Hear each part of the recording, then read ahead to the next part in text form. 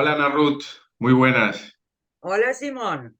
Lo primero de todo, agradecerte tu disponibilidad de tiempo y además estando ahí en Argentina, en tu tiempo de vacaciones, agradecerte la posibilidad de que te podamos entrevistar, ya sabes, para la revista Punto de Fuga, que es la revista de la sesión clínica del NUSEP.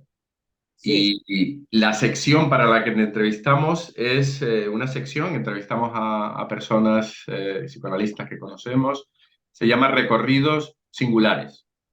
bien. Y bueno, pues presentarte, ¿no? Ana Ruth, presentar a Ana Ruth, que es psicoanalista argentina, miembro de la AMP, miembro de la EOL, de la LP, y también eres docente de la sesión clínica del NUSEP en Madrid Y del también. Instituto del Campo Freudiano en España. Eso es. Y luego pues tienes publicados varios libros y has trabajado mucho con la infancia, ¿no? Has trabajado mucho con niños. Bueno, pues más o menos Sí, diseñada. Y la primera pregunta que quiero hacerte es, ¿cómo fue tu encuentro con el psicoanálisis, con Freud, tu encuentro con Freud, con Lacan? ¿Y cuáles fueron los temas primeros que te interesaron o que te motivaron, ¿no? Este primer encuentro con el mundo del psicoanálisis. bueno, yo te diré que mi primer encuentro con el psicoanálisis es muy temprano. A mí me llevaron a hacer análisis a los 4 años. Mm, Esto en la Argentina no es raro. En España sería muy raro, pero en Argentina no es raro porque había un gran movimiento de psicoanalistas de la APA en aquellos años, la Asociación Psicoanalítica Argentina, que dependía de la IPA, de la International ujú. Sí, Psychoanalytical sí. Association.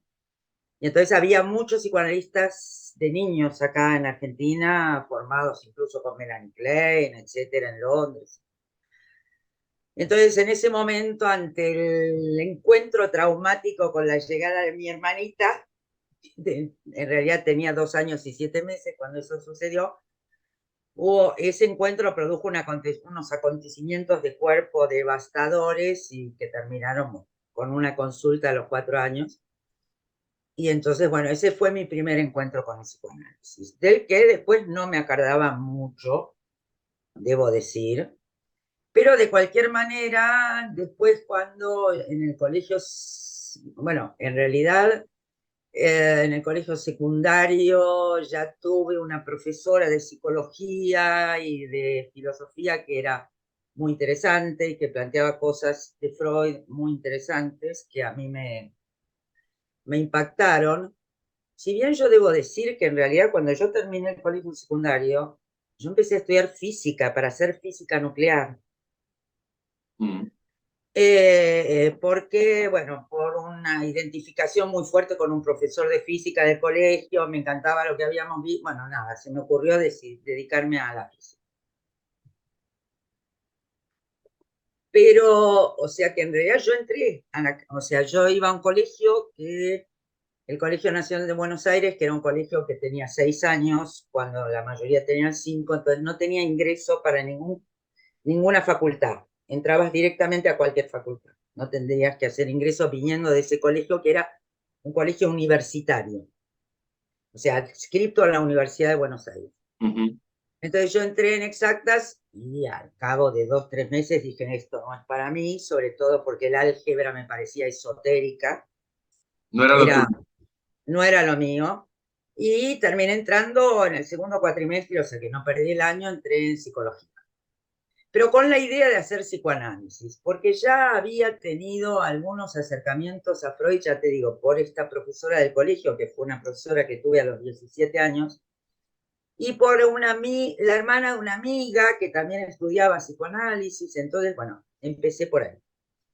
Y ya a los 18 años empecé a analizarme nuevamente. De niña habré ido un año, bueno, se solucionaron las cuestiones más importantes en su momento y eso quedó ahí. Y entonces a los 18 años empecé a analizarme nuevamente Ujú. y bueno, llevo toda la vida analizándome desde los 18 en adelante con distintos analistas, pero siempre Y ya a partir de ahí, y haber entrado en psicología, decidí que me iba a dedicar al psicoanálisis. O sea, a pesar de que hacía la carrera de psicología, por suerte en esa época había muchos psicoanalistas freudianos e incluso lacanianos que daban clase en la universidad.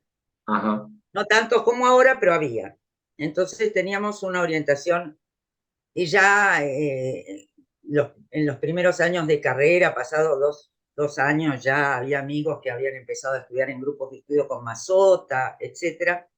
Entonces, bueno, yo hice la carrera y ni bien terminé la carrera, porque en ese momento además trabajaba, me casé, tenía un niño, yo tuve un niño muy jovencita y bueno, nada, no pude hacer grupos de estudio mientras estudiaba en la facultad, pero cuando terminé la facultad empecé con los grupos de estudio famosos en Argentina que daban psicoanalistas a modo, de manera privada en sus consultorios. Así que ya el psicoanálisis, yo desde los 18 años, 17 o 16, ya estaba convencida de que me iba a dedicar a algo que tuviera que ver con Freud. Mm. Y después ya en la facultad llegué a Lacan y ya toda la vida estudié Lacan, con distintos maestros hasta que incluso cuando yo entro, se funda la EOL en el año 92, yo había estado ya en varias instituciones analíticas como miembro, en la Escuela Freudiana de Buenos Aires, que es una institución que había fundado Mazzotta, había estado también en el momento de la fundación de Leol, estaba en la Biblioteca Internacional de Psicoanálisis dirigida por Germán García, que era un maestro de psicoanálisis lacaniano, Ujú. con el que yo estuve muchos años, estudié muchísimos años, di clases en la institución, etcétera. Y se funda la EOL en el 92 y yo estoy en el movimiento, lo que se llamó el movimiento hacia la escuela, y entro en ese movimiento en la EOL, o sea, en la fundación. Y Ujú. ya ahí participo bueno, ahí sigo, digamos, participando, dando clases, después cuando se abre el ICDEVA entro a dar clases en el ICDEVA, bueno, formé parte de carteles del PASE, del primer secretario del PASE, de dos carteles del PASE después, formé parte de la Comisión de la Garantía, formé parte del Consejo Estatutario, fui presidente de la EOL, o sea, pasé por todos los lugares, formé parte de la Comisión de Admisión, Garantía, no sé si te dije, bueno, de todo lo que se podía hacer lo hice, bueno, desde el 92 en adelante hasta el 2017 que me trasladé a España, digamos, siempre seguí trabajando en relación a la transmisión del psicoanálisis. ¿Y cuáles fueron tus temas de investigación o aquello que más te interesó? Que supongo que tus No, libros tienen que sí. ver con eso, quizás. O... No, mis dos primeros libros, el primero se llama Una política del psicoanálisis con niños, entre guiones con niños, y el siguiente se llama El niño globalizado, segregación y violencia, pero no habla solamente de niños, porque en mí, o sea, yo estuve en la fundación de lo que se llama, de lo que era el espacio de niños de la IOL, que se también estuve en la fundación de ese espacio y estuve muchos años dando clases en ese espacio y transmitiendo el psicoanálisis ahí, y los dos, y el primer libro fue resultado de seminarios que yo di en ese espacio. Mi posición en el psicoanálisis siempre fue que el niño no es diferente a ningún ser hablante. Cualquier ser hablante, tenga la edad que tenga, tiene el mismo trauma que le genera la lengua y tiene respuestas posibles para ese trauma.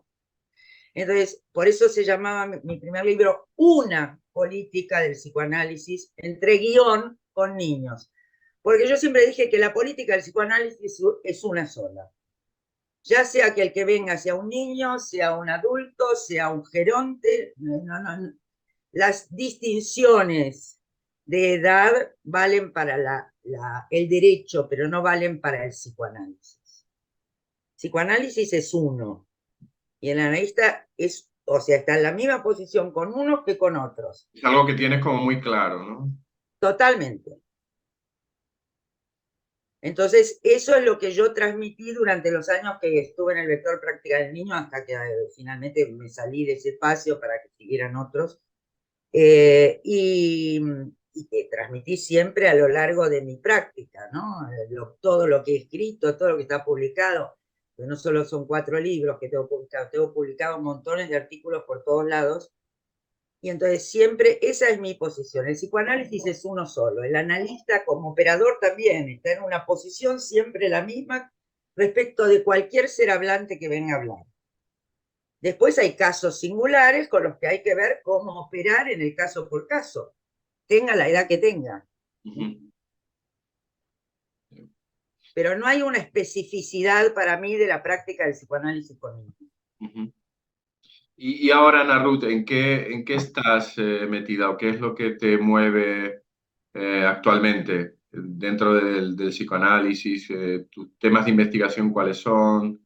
Mis temas de investigación hace muchos años tienen que ver con, o sea, con la reformulación de la práctica que supuso la ultimísima enseñanza de Lacan. Yo les comentaba el otro día que fue el seminario de campo freudiano a gente que estaba por ahí, con la que estoy hablando. Yo hace 30 años que vengo leyendo y releyendo como si fueran uno solo el bloque que para mí conforman el seminario 22, RCI, 23, el Santón, y 24, l'Insu qui sait de l'Imbevu, que es un poco difícil de traducir porque juega totalmente con la homofonía y Lacan. Pero entonces, y esos seminarios son, o sea, son muy difíciles porque además Lacan, como dice Miller, ahí toma a contrapelo toda su práctica anterior y toda su enseñanza anterior, pero eso no quiere decir que la destruya, ¿no? Entonces hay que ver cómo entender esa última enseñanza a la luz de la anterior y cómo realmente, y qué es lo que sí es operativo y siempre. Lacan, por ejemplo, nunca deja de hablar de discurso. A pesar de que hable de los nudos, no deja de usar discurso del amo, discurso analítico, porque los discursos son operativos en la práctica. Entonces, o sea que los nudos no destituyeron a los discursos. Comprendo. Entonces, la cuestión es, justamente, a mí me interesa ver esta clínica del Santón, digamos, ya bien situada en torno al Santón, como el modo singular de cada uno de gozar de su inconsciente, en tanto esa marca uno, el uno solo que lo ha marcado y que lo ha traumatizado, agujereado, digamos, cómo cada uno ha hecho alrededor de ese agujero que deja la marca que deja la LANG en los organismos vivos, cómo alguien se armó una vida y cómo a partir de ahí, digamos, se puede vivir mejor o peor. Los psicoanalistas estamos para que alguien viva una vida mejor que la que vive.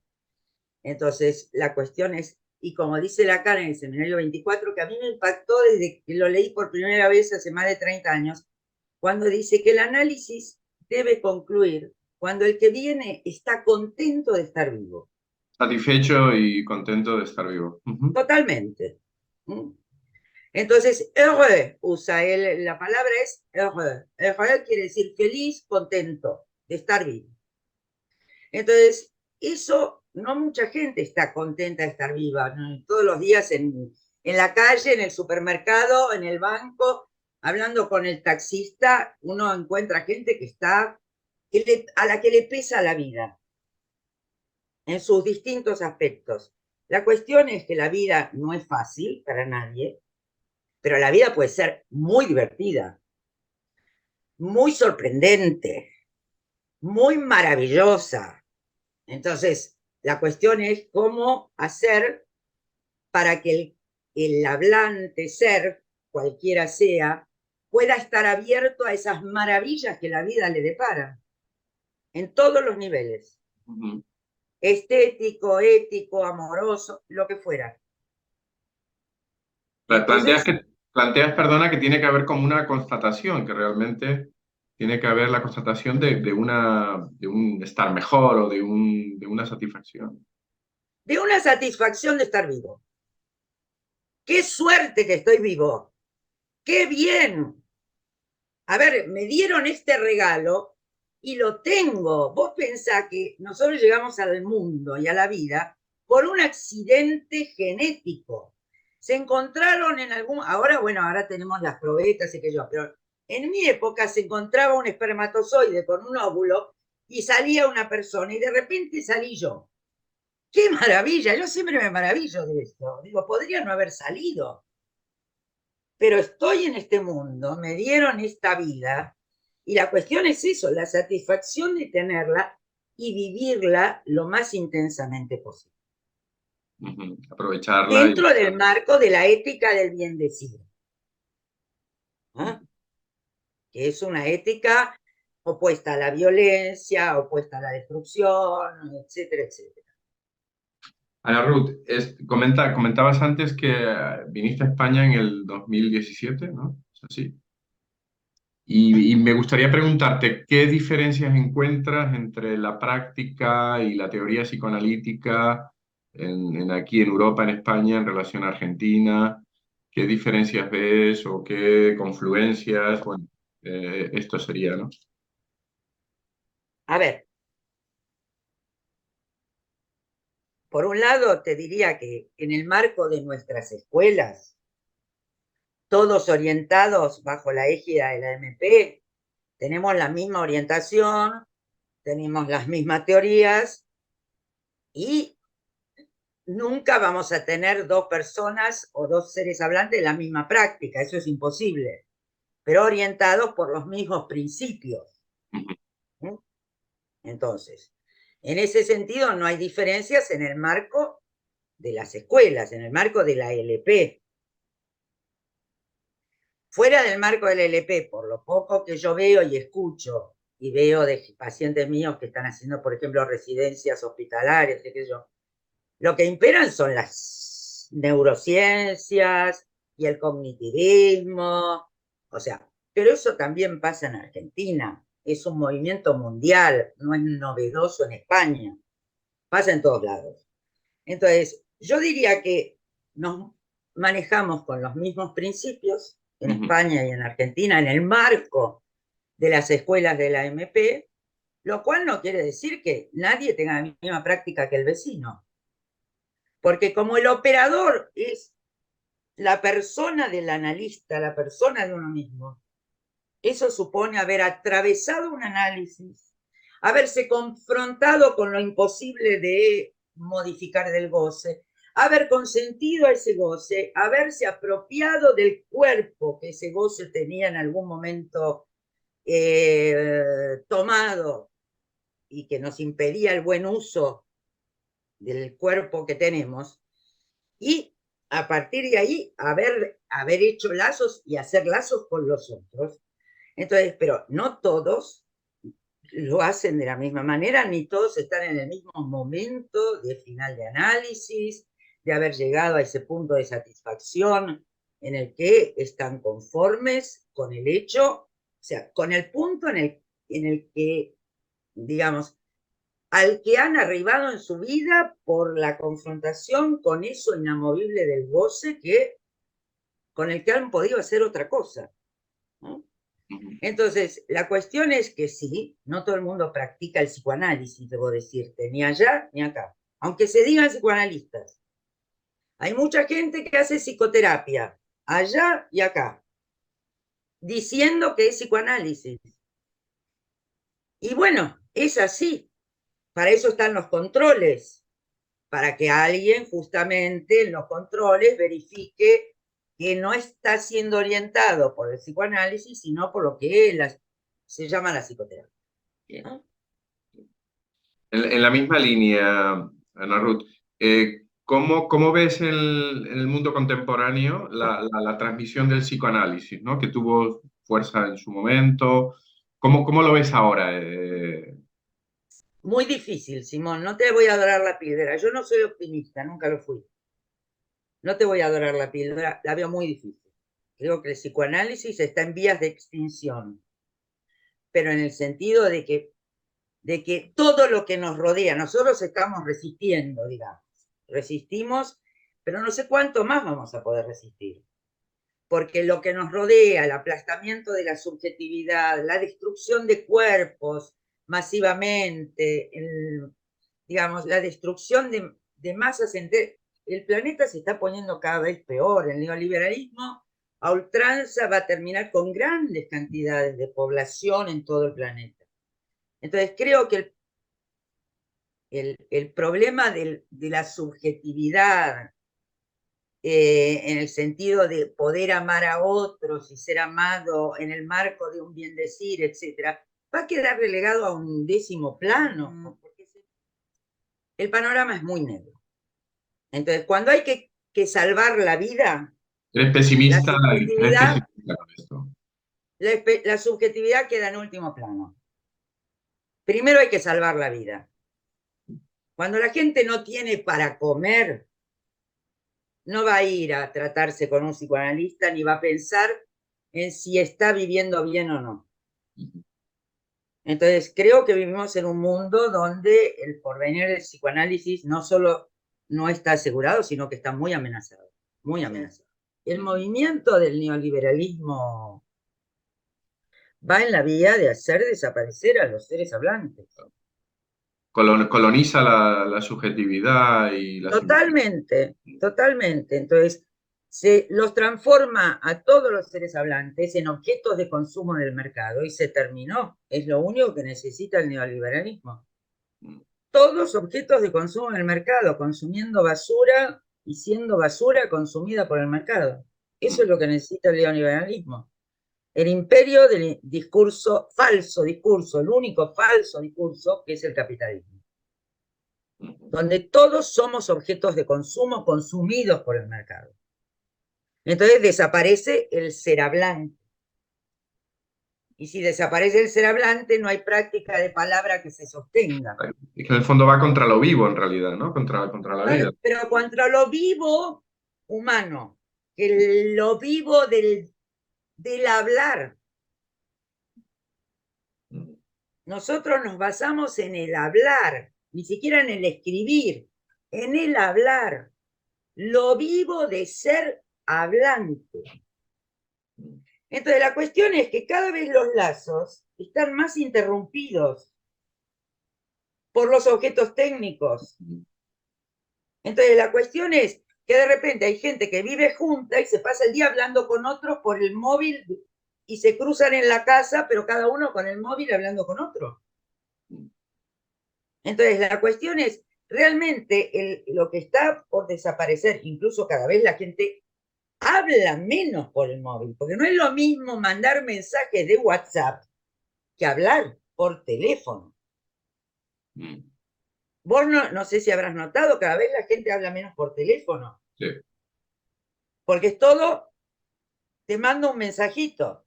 ¿No? Los emoticonos que le sustituyen incluso a las palabras. A las palabras. No, en una época, ¿te acordás que los chicos empezaron a escribir sin vocales? Entonces, Sí. yo no podía leer las palabras porque decía, ¿qué me habrán escrito? Entonces, tratando de adivinar las vocales que faltaban, porque eran consonantes todas. Acá hubo una moda. Entonces, te mandaban todas consonantes y yo decía, ¿qué querrá decir? Bueno, ¿entendés? La cuestión es, no es lo mismo hablar que escribir. Sí. Entonces, la cuestión es que nosotros tenemos una práctica del hablar. El que viene tiene que hablar. Cuando uno se tira en un diván, tiene que hablar. Se va a eso. Y el problema es que el hablar está siendo borrado por el mercado. Exacto, sí. Totalmente de acuerdo. ¿Qué opinas de que ha venido con la pandemia la práctica del psicoanálisis a través de los medios virtuales? A ver, yo creo que, y por eso yo estoy en la Argentina también, yo no solamente vine de vacaciones, yo vine a atender a mis pacientes de Argentina, presencialmente. Claro, que desde España Yo les vengo atiendes. 2 meses al año para atenderlos presencialmente, después siguen por virtual. Yo creo que es fundamental para instaurar, para entrar en análisis, porque no cualquiera que venga a una primera entrevista entra en análisis. Entrar en análisis supone todo un trabajo de entrevistas preliminares para ver si alguien entra en análisis. Ese trabajo necesita de la presencia real de un analista. Ajá. Encarnada, porque es, a ver, yo no sé, si vos practicás el psicoanálisis te vas a dar cuenta, uno con el cuerpo sostiene esta práctica. Te vas a dar cuenta con cómo te queda la espalda después de un día entero de estar sentado atendiendo. Entonces, la cuestión es, ya sea presencial o virtual, digo, uno con el cuerpo sostiene esta práctica, pero de cualquier manera, el cuerpo en presencia tiene un volumen y una presencia diferente que el cuerpo en imagen. Entonces, yo creo que no se puede empezar un análisis sin la presencia real del analista, pero sí se puede tener entrevistas que alivian, o que entrevistas previas, o continuar un análisis. Yo, por ejemplo, los pacientes que yo tenía en Argentina tenían más de 10 años cada uno de análisis o más. Entonces, gente que estaba en formación y que sigue su análisis de muchos años y que se sostiene de mi venida todos los años. Entonces, pero sí, yo he visto en la pandemia, por ejemplo, Sí. que era muy importante poder estar ahí, porque a pesar de todo, hay algo de la presencia que se juega en lo virtual, que es la mirada y la voz. Entonces, uno puede jugar con la mirada y la voz como semblantes de objeto a través de la pantalla también. Entonces, yo he visto de lo fundamental que era, por ejemplo, yo he atendido a una niña en Chile que empezó con un montón de síntomas, una niña de 7 años, muy inteligente, hija de un analista, que empezó con un montón de síntomas y que gracias a unos meses de entrevista conmigo, casi un año, logró salir de esa sintomatología que le hacía mucho daño. O sea que, porque era el síntoma volviendo contra sí mismo y reventando, porque siempre es así, el síntoma termina volviendo contra sí mismo. Entonces, vino bien, sirvió, tuvo sus buenos efectos, aunque yo creo que el psicoanálisis como un análisis largo llevado a su fin, no se puede hacer todo virtual. No, no hay manera. La, Creo la que tra- la- necesita... para la Ojo, transferencia, yo me analizo en París desde el año 91. Vivía en Buenos Aires y yo iba 3 o 4 veces por año a París y estaba 2 semanas cada vez. Mantuve el análisis, recién vine acá en el 2017.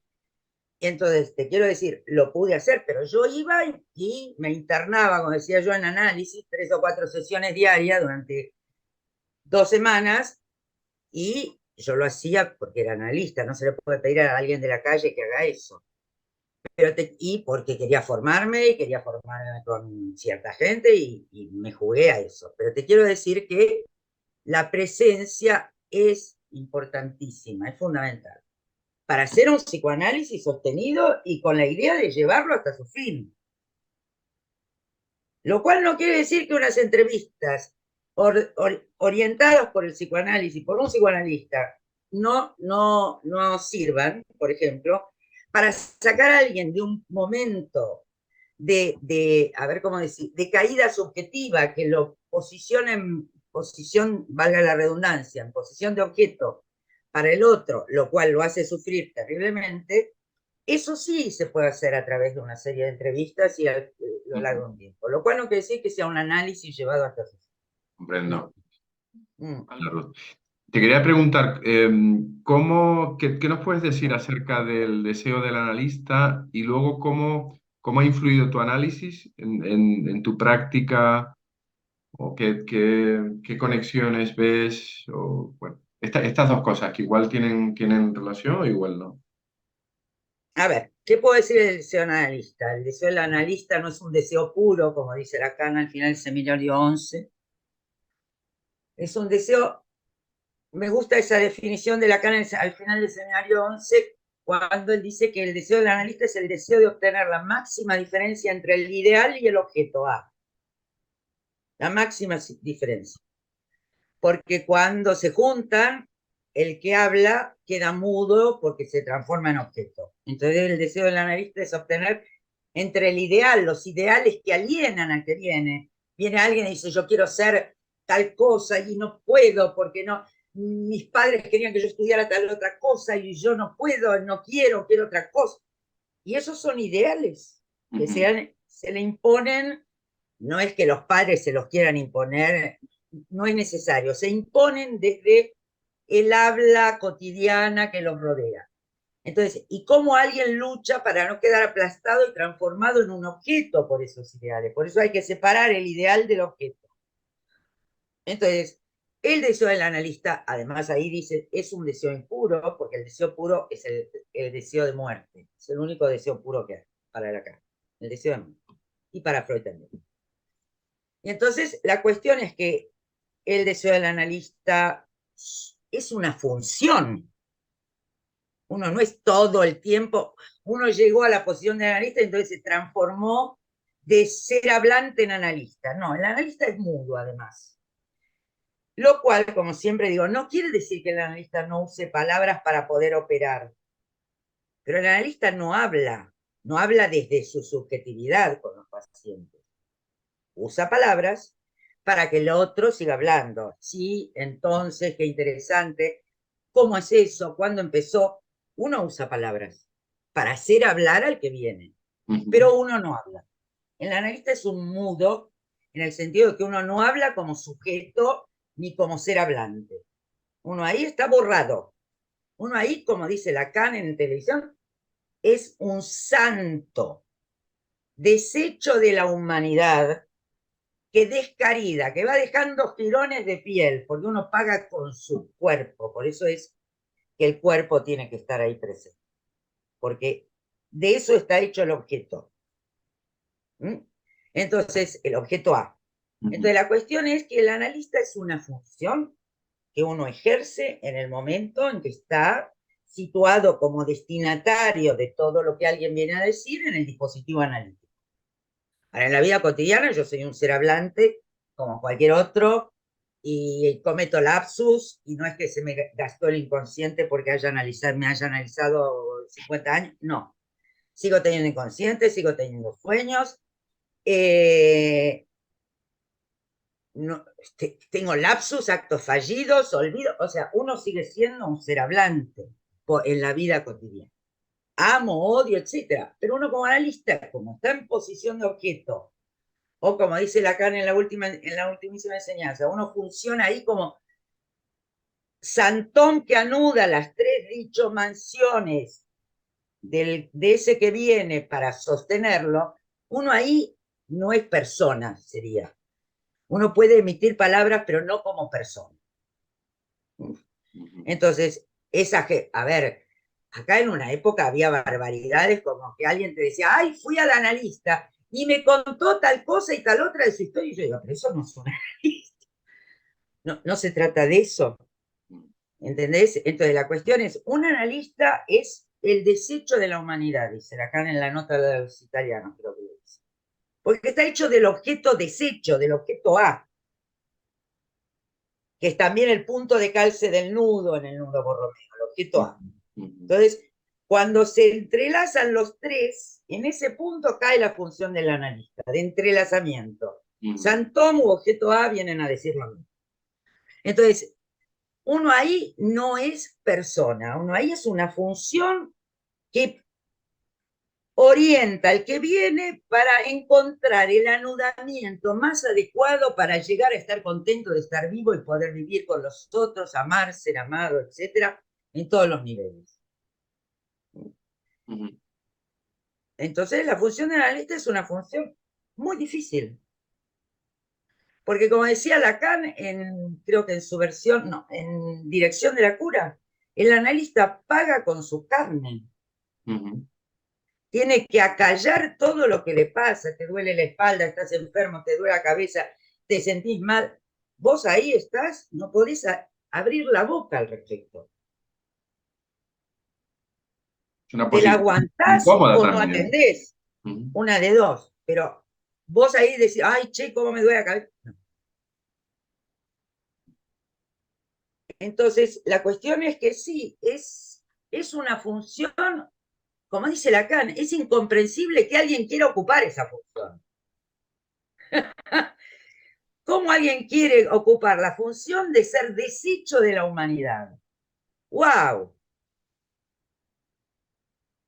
Y esto se va descubriendo, supongo. O sea, que se va descubriendo con Tal la... cual, tal cual. Se supone que el pase está ahí para tratar de iluminarnos respecto de cómo alguien llega a poder ocupar esa función. Lo que pasa es que el pase, hasta ahora, a lo largo de los años, no nos ha dado como resultado que sepamos cómo alguien ha pasado de la posición de analizante a la de analista. Pase siempre está en entredicho por eso, porque no logramos elucidar ese punto que es el que Lacan quería elucidar cuando inventó el dispositivo del pase. ¿Cómo se pasa de la posición de analizante a la de analista? Ana Ruth, brevemente, ¿en qué ha influido tu análisis en... Es una cosa para muy largo, pero... Es para muy largo. Mi Sí, análisis ha influido siempre, a ver, en todo lo que yo he hecho en la vida, ¿cómo decirte? No, no podría, no sé qué hubiera sido de mi resumirlo, vida si no claro. hubiera existido el psicoanálisis. Me analicé a lo largo de toda mi vida, con interrupciones y que yo, pero me he analizado toda mi vida. No sé, uno podría decir, qué sé yo, que no, no sé qué hubiera sido de mí sin Sí. psicoanálisis. Ujú. Entonces, la cuestión es que el psicoanálisis está presente en mi práctica, por supuesto, el psicoanálisis y con los diferentes analistas que puedo situar diferencias entre unos y otros. Me acuerdo que yo hubo un primer analista lacaniano que dejé porque, y que no haría nunca lo que hacía él, que era que se ponía a hablar él todo el tiempo y durante 45 minutos y yo tirada en un diván me quería matar porque no aguantaba más. Entonces, eso no hay que hacerlo. O sea, yo de todos he sacado algo, lo que hay que hacer y lo que no hay que hacer. Entonces, no podría pensar mi vida sin el psicoanálisis, no sé. Además, es mi vida, yo me dedico a esto. Y como digo yo, me van a sacar con las patas para adelante del consultorio. No sé si se dice así en Sí, España, pero acá se sí, dice sí, así. sí, con los pies por delante, sí, sí. Tal, bueno, nosotros decimos más guarango, las patas, como si, pero es los pies por delante, tal cual. Sí, sí. Es así. Muy bien, Ana Ruth. Y para acabar, para terminar, dinos la primera frase de Lacan que se te ocurra, que te pase por la cabeza, así, a bote pronto.